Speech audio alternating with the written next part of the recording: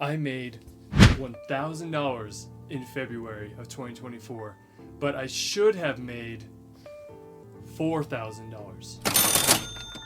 Let's get into how I traded the February Trump tariffs and how it nearly killed me.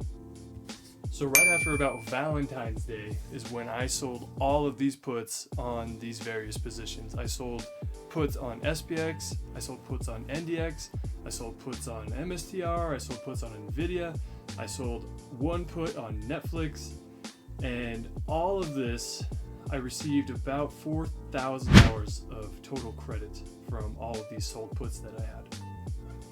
But then about 1 week after I sold all of these, Trump went through on his word on his tariff plan, which made the market go.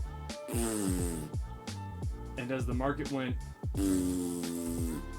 I went red on all of these positions. I started losing money on just about everything. At the worst point, I think I was down about $3,500, maybe $4,000 total. So about down everything I stood to gain on all these positions.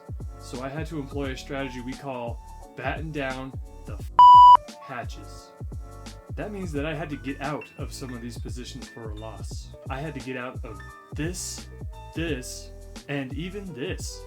I even had to get out of about a half of my SPX position for a loss, just to make sure I didn't run into any buying power problems with my brokerage, which meant that everything was riding on my NDX puts. As you can see, they were my biggest position, which meant if they turned out fine, everything was going to turn out fine. And in the end, NDX did come out big time clutch for me.